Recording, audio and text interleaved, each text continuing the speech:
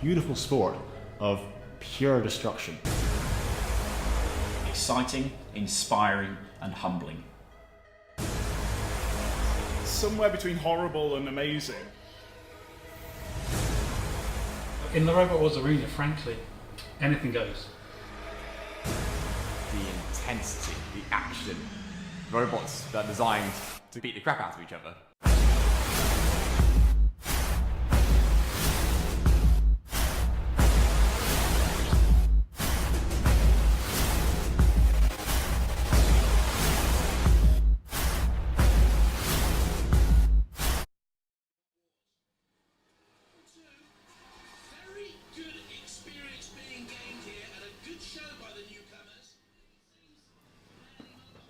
I've been watching Robot Wars ever since I was a kid, and I was devastated when it was cancelled back in 2004.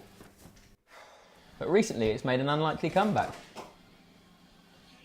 It all started in San Francisco back in 1992, when some bright spark decided to strap a chainsaw onto four wheels, and we've never looked back. But what exactly is the appeal of smashing a lump of metal into another lump of metal?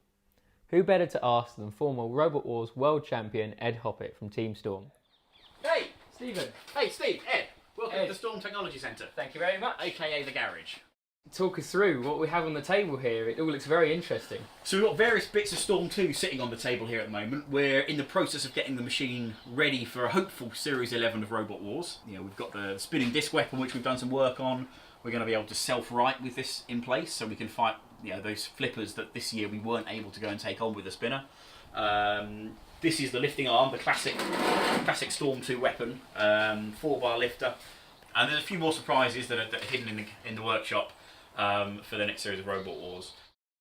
Robot fighting is this moment where kind of like art meets technology meets design meets sport.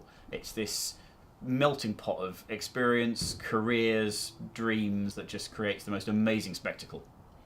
We got into Robot Wars watching it on TV in the old days. It was 6 o'clock Friday night at university, and after about 3 or 4 series of watching the show, it just got to the point where we said, look, we've got to put our money where our mouth is and have a go at this. I mean, you know, how hard can this really be? Turns out it's really hard. So for us, the basic process of designing a robot, when we first built our first attempt, was to go crazy. We wanted a robot that would run both ways up, that would crush things, pick things up, lift things, that was invertible, that was 4-wheel drive, that would push things. And we managed to achieve all of that. Unfortunately, it was terrible at all of it. So when we built Storm 2, the design process was about singularity of purpose.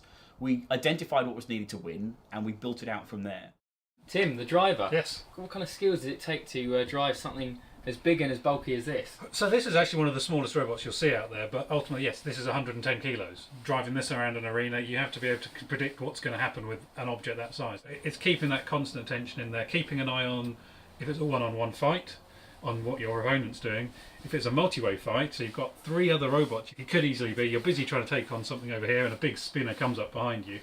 You don't want to be playing around with that.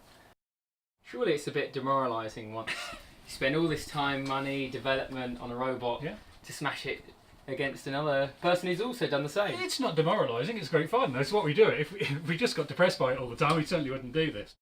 For us, the robot we're most proud of has got to be Storm 2. Yeah, Storm 2 was the right robot that appeared at the right time. In 9 months, we went from having never appeared on the series to being world champions. So the community behind the scenes is probably the most important bit of the sport. The explosion of the internet, Facebook, social media has made it so much easier to connect and collaborate with other teams around what you're doing. And that community has just become stronger and stronger and stronger. What would be my top tips for building a robot? Don't. And I needed no more encouragement to start designing my very own robot. But first, I wanted to find out a little more about how the hobby has stood the test of time. My next port of call, therefore, was in the heart of the beast, the obvious choice for any budding roboteer: Gloucester Leisure Centre.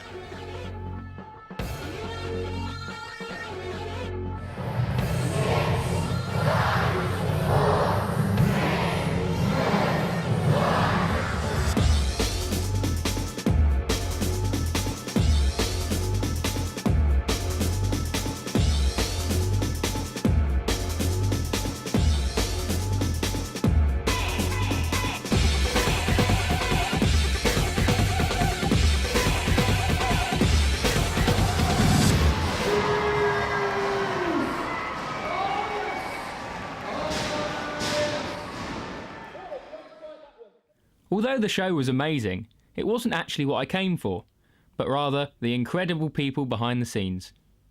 It's called the two-headed death flamingo. We've got two heads, two pecking beaks that sort of grab and tassel with other robots. And then we've also got wings that fold out at the start of the fight and make the whole thing about 2.5 meters wide to sort of control them and bring them into our beaks of doom. Would you like to talk us through the workings of Donald Thump? So it's obviously we're spinning the big bar. It's I think 16 kilos of steel, driven by a belt, driven by the big 16 horsepower LEM. We've got a big switch. Just mind ignore the jeans. It's a bit unprofessional, really. Are they a permanent feature? They're a permanent feature. Yeah, they hold the batteries together. How much can this lift? If I stood on this flipper, how high up would I go? We've got about 5 tons of force on the ram, so we can lift probably about a ton on the end of it. So that's probably enough to throw you straight through this roof. Perfect. Well, I won't be doing that anytime soon. I always saw it on the telly and thought that looks like so much fun. And as soon as I tried it, I realised that, yeah, it really is that much fun. The community is vast, and we look at it as we're one big family. Once you join the community, you join the family. If everyone just left themselves to themselves, we wouldn't have much left at the end of it, and we need a whole team to pull together. So someone might borrow something, somebody might offer some help. You know, when things weren't on the TV, these are the people that kept it alive. So without, you know, the ones that we have here this weekend, there wouldn't be any robot fighting. People go, oh, you spend hours and time and money on it, and then it gets smashed up and broken. Why do you like that? And we all go, I don't know. I'm not really sure. But there's just something about having something this big and this powerful and putting it in with other things that are as big and as powerful. So you get into it because you want to smash stuff. You come for the smashing, you stay for the friendships. It's genuinely, the smashy bit becomes less and less every year, and the sort of the community and the having fun with your mates in a leisure centre becomes, you know what I mean? Yeah, it really is a very close-knit community, and we wouldn't be doing this still if we didn't get on so well with everybody else. But before I could start any arguments, or get a little too carried away, it was time to unveil my robot blueprints. So this is my robot design. As you can tell, it's perfection at its peak, completely flawless. I just feel sorry for the other robots up against it, really, seeing all their years of work crushed in a matter of seconds. Let's see what the Fighting Robots Association think of it.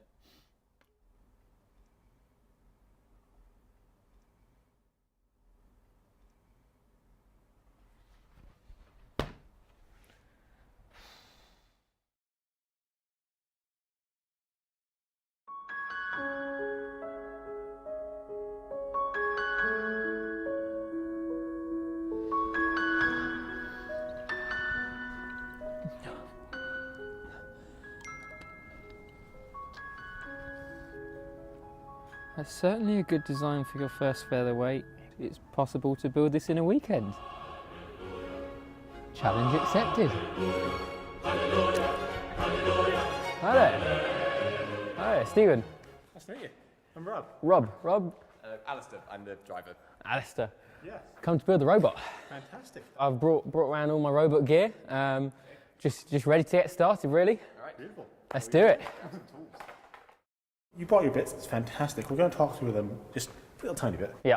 Your controller, fantastic controller, this one. It just works. So this is the receiver, this gets all the information. The return of Robot Wars kind of kick-started me into starting combat robotics. And I've been sort of doing it on and off ever since. Combat robotics gets so competitive so quickly. So when you're in the arena, you can be someone completely different. Give a man a mask and he will show his true face. That's much the same as robot fighting. Give a man an RC controller and a big robot with a massive weapon on it, you're going to see just how destructive they can be. Don't do it. Try a sport that's safer. Play football. Go watch TV. Play cards. It's dangerous. Rob wants something that just hits something as hard as possible and send it into space like some sort of cannonball out of a cannon, obviously. So that's powered on its own. Yep. The battery supplies the power to these two speed controllers. Yep. And then they provide the power and sort of the when the power goes onto the motors and the wheels. Yeah. That's how simple it can be. Right. It doesn't need to be coming from the stars. What would happen if it did fail? Loss of limb, life, blood, Yeah. sweat, tears, ambulance. So with the threat of imminent death looming over me and planning underway, it was high time for a montage.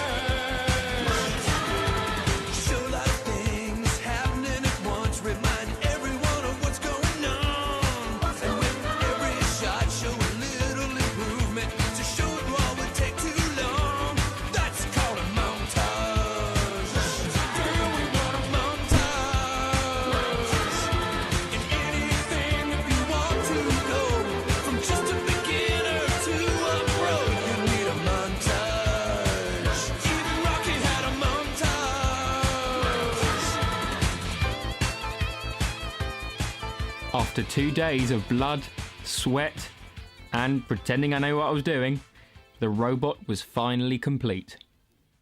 9.2 kilos. Something or other of torque. And 300% kick-ass. This is the Westminster Warrior.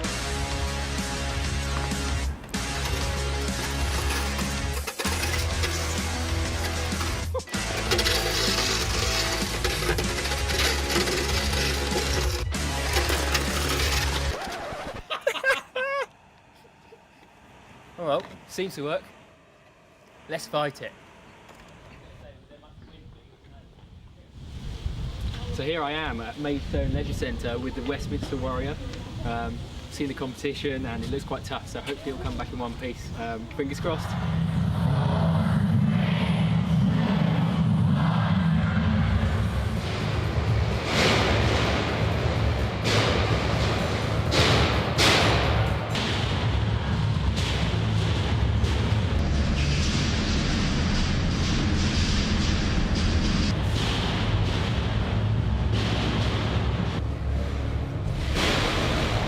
Having seen the brutal form some of the robots were in, and one of the machines leave the arena in a puff of smoke, it was fair to say nerves were running pretty high.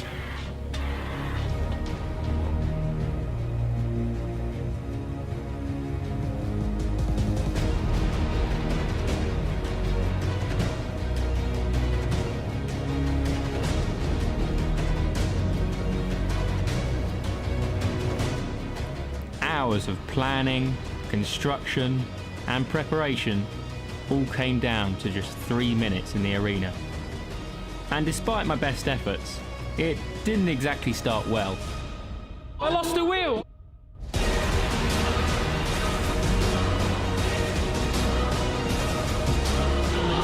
I just push it back on.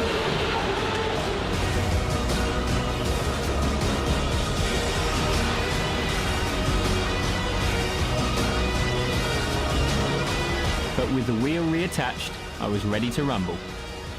Rumble fans, are you ready? Count them down, here we go!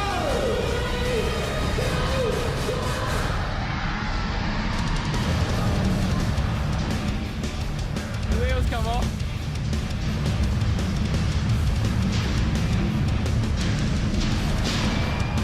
Lord have mercy! Oh my God!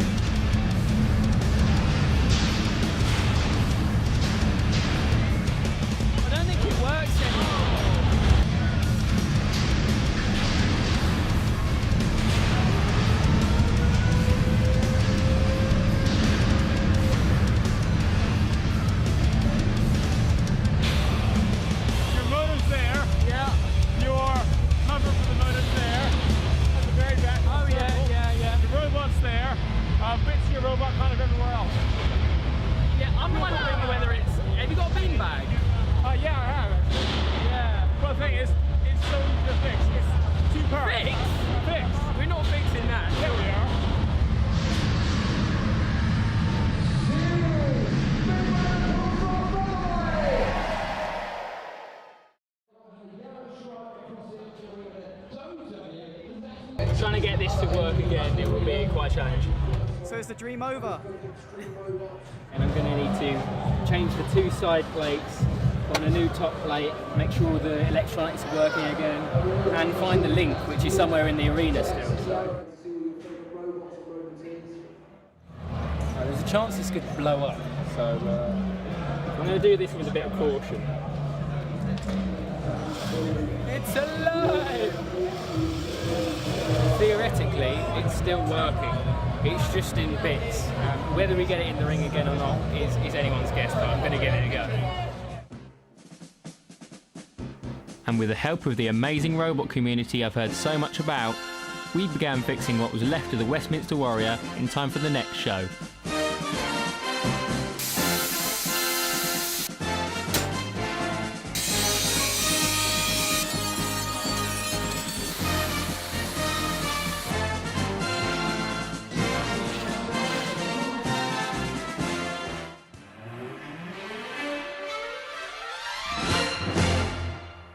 So this is the Westminster Warrior version 2.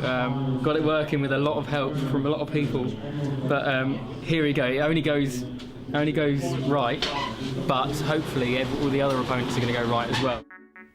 Determined to go out in a blaze of glory, there was just one thing in my mind I had to do. 3, 2, 1!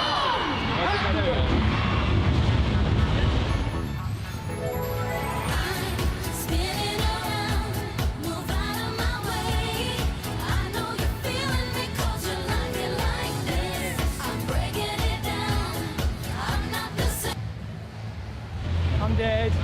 It's all over. The dream's over. Well, that went just as badly. Actually, no, it didn't go as badly as the first one. It didn't go as badly as the first one, but yeah, it didn't go well either. The wheels fell off again.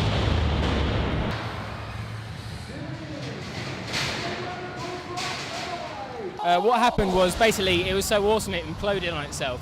So it just destroyed it. No, really, they got it smashed up here. There's a massive hole here. The motor's at like a right angle. Yeah, it's pretty mashed up. But we flew the flag for Westminster television production. The crowd loved it. I loved it. It's been a great day. Okay, I'm not the best liar, but in all seriousness, my brief experience as a roboteer was amazing. I really felt that, even just for a brief period, I was welcomed into the family and witnessed the incredible community behind robot fighting that has kept the sport going for just shy of 20 years, firsthand. Behind what would seem a quite violent hobby is an amazing mix of amateurs, engineers, and even rocket scientists that have all got one thing in common: fighting spirit.